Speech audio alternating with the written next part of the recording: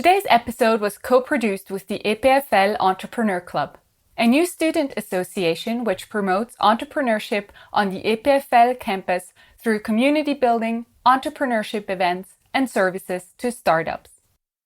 Over the next 5 weeks, we will be taking you on a journey through the Swiss Romandie to highlight the stories of students, researchers, and entrepreneurs, and find out more about all the exciting initiatives around the EPFL Lausanne. They already have the entrepreneurial skills and mindset, so we can build on that and we can, use energy as a catalyst. Welcome to the Swisspreneur Show, a podcast about startup stories and hands-on learnings from experienced entrepreneurs. Here's your host, Sylvain.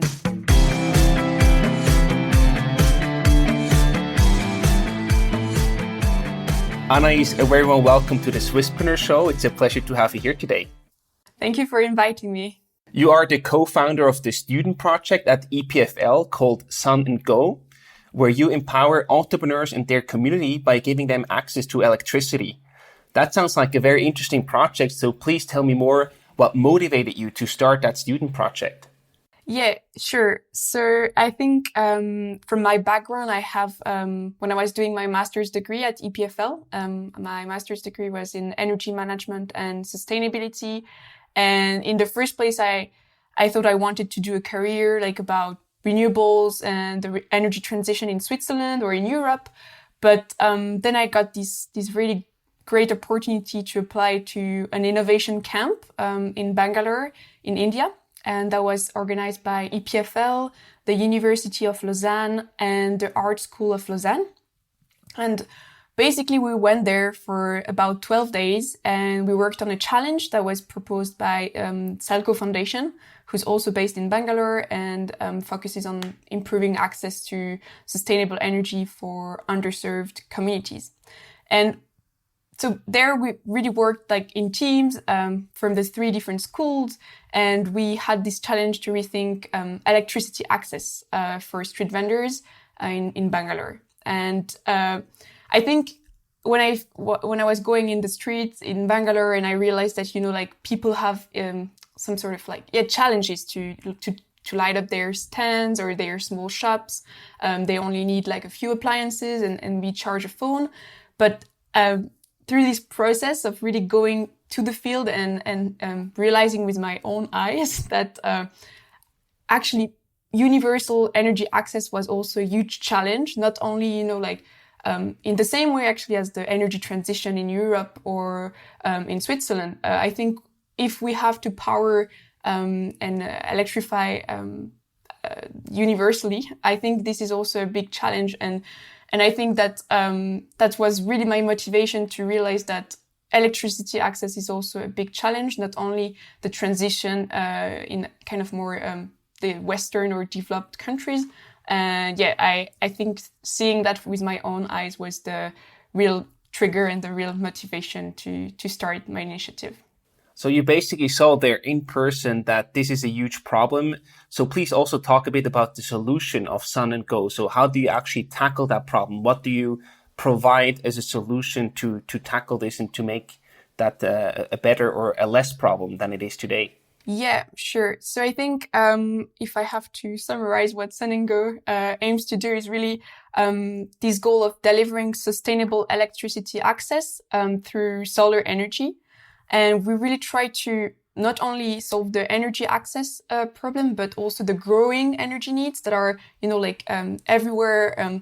In for example, in sub-Saharan Africa, we see a lot of more demand, let's say, and we really try to provide a solution that is compact but also modular. So we provide this solar energy center that can charge portable batteries. And we target, as the owners of these centers, we target local entrepreneurs who can kind of set up a business or side business and have these energy centers to deliver energy services. And the idea is about a renting system where the owner is kind of renting a charged portable battery that community members can take home, and there they can light several light bulbs and charge their mobile phone, for example. And the modularity and really what we try to emphasize in our solution is that we want to grow with the energy needs, like the growing energy needs, and therefore the entrepreneur can kind of add additional modules and provide additional energy services to her or his community. So it's about starting small and, a modular approach, some sort of upgrade. And it can be like cold storage, it can be internet connection, it can be printing, you name it, depending on the local needs. So we really try to really empower these communities thanks to renewable energy. And we hope to enhance their livelihood and their opportunities thanks to solar. Sounds great. I also wonder how you finance the whole thing, because I'm sure that there's also any upfront investment for the infrastructure that you need required. And do you also have the purpose of making any money out of that, or how are you set up and what's the goal there for you from a project perspective? Yes, so from our perspective, we aim to sell the solar centers to the local entrepreneurs. But we also know now that there are many new innovation also in, let's say, payment. You can have like pay as you go payments, so people can have like installment payments and become owner little by little of their energy center. And also, since the overall idea is that this is a side business for the entrepreneur, it means that they get revenues and hopefully some profits that they can, repay their center, but also increase their revenues. And this is for the benefit of the community. So we have this as our first idea of financing the thing. Or we also might also go through NGOs where they can buy several centers and set them up in some communities. And then there is a local entrepreneur who's, his job or his responsibility would be to operate and maintain the energy center. So we have different options, and we have to investigate them and see, what works where and what's best in different situations. I really like this fact that you try to empower the people and really also trigger this entrepreneurship part and an entrepreneurial, spirit in the people. I think that's a really, really strong enabler for the counties that you plan to be active. I think that's a really, really cool part of the whole project that you're working on. Yeah, and I think, we've also identified that a lot of people have like home-based businesses. They already do things by themselves. They already have the entrepreneurial skills and mindset. So we can build on that, and we can, use energy as a catalyst, as you just said, as an enabler for better, let's say, economic development, but also, really improving the overall opportunities that are available for the communities. You walked us through your motivation on the personal level, but to, build such a project, you can actually not pull that off on your own. So please also walk us through your team and what experience the team members bring to the table. Yes, sure. So first, I think I will present Antoine, who's the co-founder of the project, with myself. And we met about a year and a half ago in an entrepreneurship class at EPFL. And that's where I convinced him to, go on board and continue working on the solution I had previously developed in India. So he has some academic background in management, technology, entrepreneurship. That's what he was studying at EPFL. But he's also very much aware of the different challenges in Africa. He's been traveling to different countries.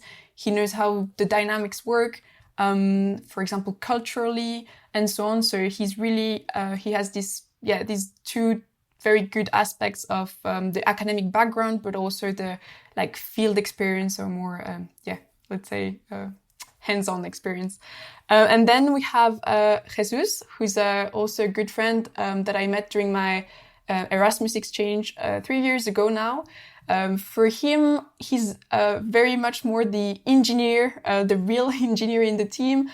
He has a background in industrial engineering, and he's mostly focused on the technology development in the project. But he's very much interested in everything linked to like tech for good. It can be about clean energy, but it can also be about healthcare. He's involved in different projects, and I think that's really good set of skills and interests that he's putting together as part of our project, our initiative at Sun & Go. Then we have Alex, who I also met now 2 years ago in a climathon. He has a background in mechanical engineering and renewable energy technologies. He's been also traveling to different countries in Africa. And more importantly, he has worked for more than 6 years now to support social entrepreneurs in Switzerland and in Africa. So he's very much aware of the ecosystem, and also what do we need for a social enterprise to work and to still have impact, but at the same time be sustainable. And last but not least, we have Thomas, who I went to secondary school with. We actually just realized that we were in the same school, and then he was interested in the project and suggested to help. So he has a background in interior design, but he's also a freelancer in graphic design, and he mostly helped us, putting up the website, designing some illustrations for our use on the website, but also in our pitch and presentations. And he will also be a very good help on the kind of product design and user experience design very soon. So yeah, that's the whole team. We're all kind of working at the same time. So it's, we're all putting a lot of time on our own on the side, but that's what's good about this project, is that we so far can carry it as a side project and still dedicate some time to it. So yeah, that's about it for Sun & Go's team. Nice. Sounds like a very diverse and skilled team in the background there. Yeah. So let's also talk about the milestones. I know you are just starting out and you're in the beginning of the project, but are there any milestones that you have recently achieved that you can share with our audience? At about a year and a half, we've done student competitions, kind of online incubator, accelerators, all of these sort of things that are available thanks to technology and also thanks to our universities. And I think I will highlight that about 2 weeks ago, we won the prize of the public from the Start Lausanne competition that was organized between EPFL and the University of Lausanne. And so this prize, we were really happy, and we would like to thank also all the people who voted for us. And that was really great to get all this support. And we received this money, and now we'll really be able to, start prototyping, testing, kind of creating a real product that we can, display, that we can explain to people in a more better way, I would say, than just talking about it. So that was a really important milestone, because we are starting to quit the ideation phase and we move to the implementation, or the more prototyping phase. So that's really good. And as I said, it's important to stop talking about it, but actually act on it. And it's easy to pitch. It's easy to, just talk about your project. But now we have people who trusted us with their fundings, and we also got some grants. So, it's time to try. And if we fail, at least we will learn something, and we will be able to iterate and so on. So that was, I think that's the highlight of the most recent achievements. If you're enjoying this episode of Swisspreneur, please don't forget to rate our show on Apple Podcasts. It helps us do bigger and better things, and to do them all for free. Enjoy the rest of the episode. Yeah, and that's definitely the right spirit to have. Great attitude there. Hopefully. For sure. So, despite just the start of the project, usually you also face challenges from day one onwards. So what has been the toughest challenge that you had to overcome so far? So at the beginning, I was still studying with Antoine. We were, on the same campus. We were taking the time to work together, face to face and, work on the project. But since the beginning of this year, everyone kind of moved and in the team, and we were all in different cities. And I mean, I'm not gonna mention the COVID pandemic, but this also kind of changed a lot of things in our organization and coordination inside the team. So yeah, that was a big challenge to move everything from, let's say, meeting in person and brainstorming, as you like to do with like post-its and everything, to a more kind of online mode. And I think that was also a big challenge to keep everyone on track and the team moving and motivated. But I think we did a good job on that. So, but yeah, I think that was a big challenge for us to kind of be remotely sitting all remotely from one another. Absolutely.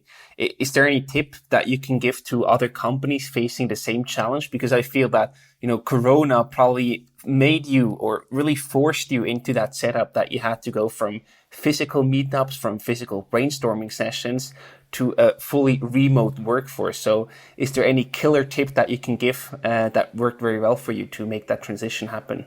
Yeah, well, I think we managed to also keep some of the meetings, informal, and take the time to, dedicate, some kind of asking about everyone's, like, how you're doing, what's up with your life, how is it to move, etc. And I think that was also good to dedicate, some time to chat and keep the team spirit a bit up.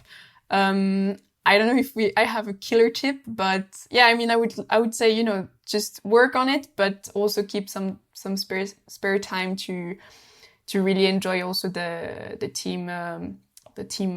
time you spend as a team online, which is sometimes annoying, but still you can do a lot of things and discuss, and that's really great.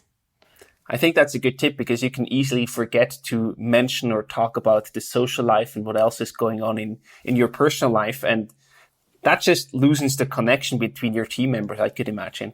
Yeah, I agree. I think that's totally true.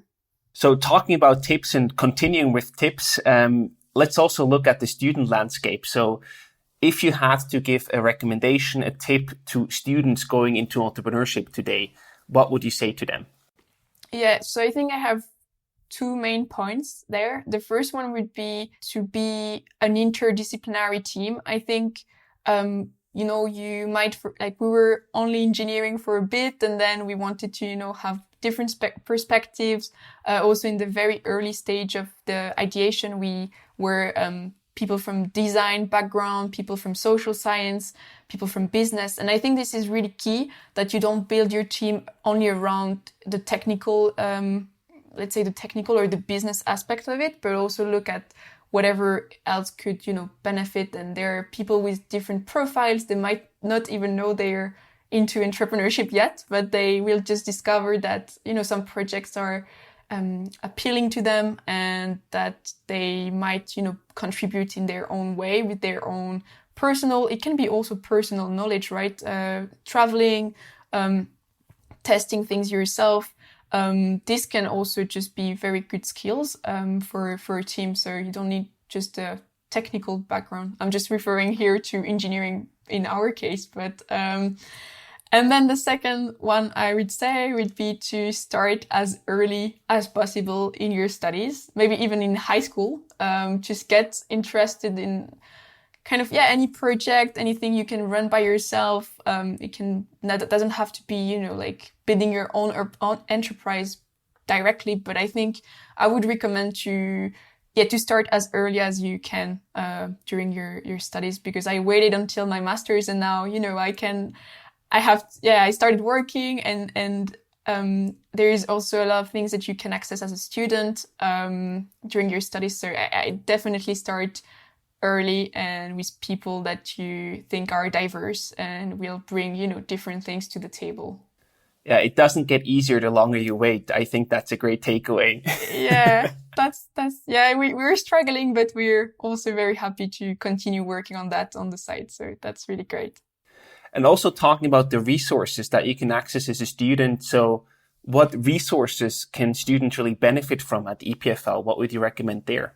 Yeah, I think we got different types of support. So there are many opportunities to apply to, like, let's say, workshops or some sort of, as I mentioned, the innovation camp that I took part in. I mean, there are new things coming up, and I think more is done to also bring students together from, even at EPFL, I mean, the different sections and the different, from life science to mechanical engineering to architecture, it really can be very broad. So I think a lot of efforts are made to bring these people or bring these different backgrounds together.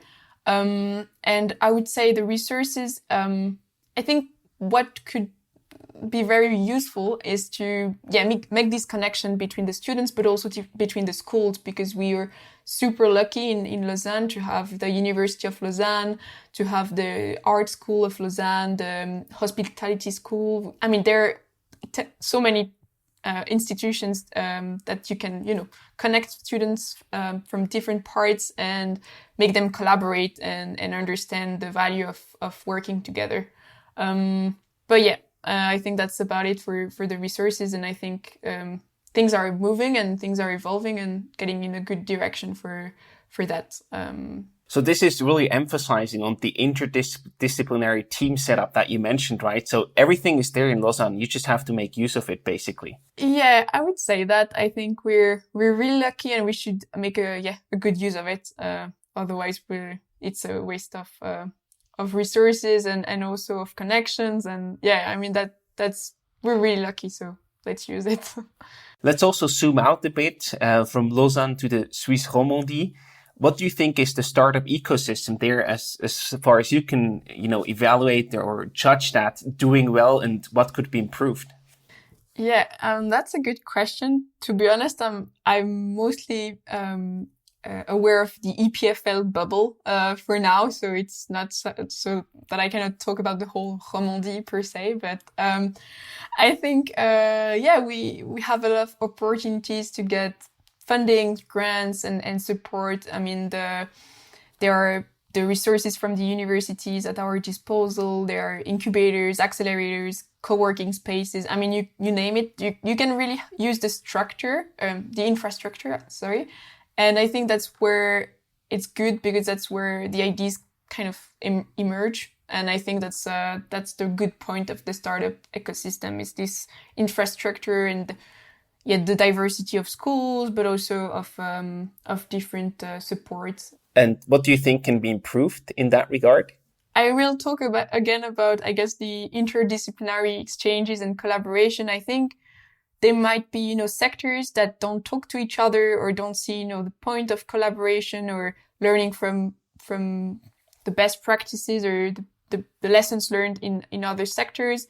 And I think maybe there we could kind of improve how, shared knowledge and shared, lessons learned, I would say, about entrepreneurship in general.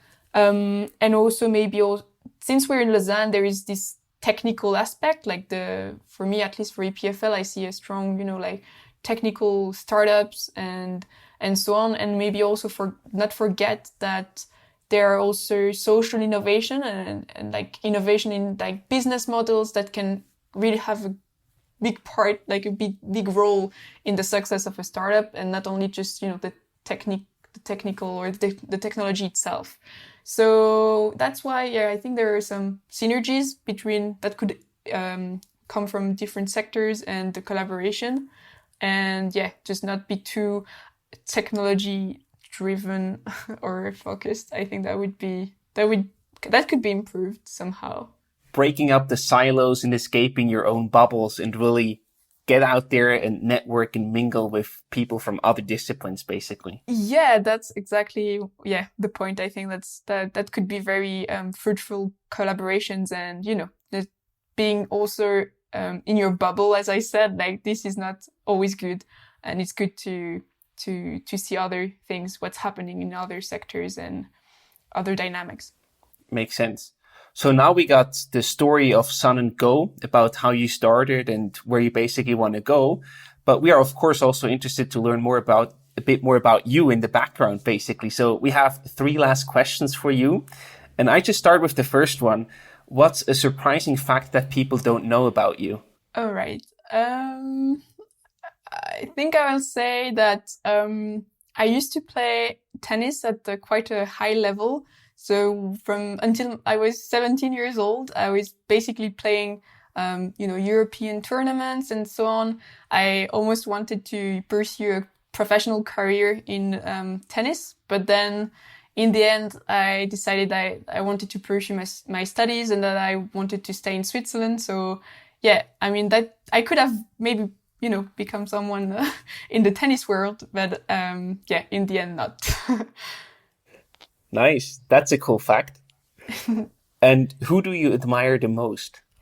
Yeah. So for this one, I think I would like to highlight my friend Deepika Badal, and she's from Nepal. I met her last year at the Global Youth Summit. And she's a young woman, 22 years old, I think. And she has received the Diana Award, which is one of the most prestigious prize that young people can receive for their social action or humanitarian work. And she's a really inspiring and amazing young woman. And she's done a lot of things on environmental preservation in Nepal, but she's also worked on project about increasing awareness on HIV and AIDS. So I think that she's just amazing, and I admire her a lot for her work and her achievements so far in her young life. Yeah, that's a great role model or inspiration. Yeah. And the last question for you today, what is one thing that you would put on your bucket list? All right. I think I'll say I would like to learn Spanish because have a lot of friends who speak Spanish. My tennis coaches actually were Argentinian, so they were always speaking Spanish. I've watched a lot of TV series in Spanish and so on. And I think I've always been very attracted to that language. So if I can, that would be like before I die, I really want to know how to speak Spanish, not just listen to it. Awesome. Anaïs, thank you so much for taking us on the journey of Sun & Go and also revealing a bit more about the story and the things behind it. And we wish you all the best and lots of success with your project, and hopefully soon also the switch or transition to a company one day. Yes. Thank you so much for inviting me. That was really nice to share with you and to share with the community of Swisspreneur. And I hope to get some news very soon about Sun & Go to share with you. Awesome. Can't wait for that. All the best and talk to you soon. Bye-bye. Thank you. Bye-bye.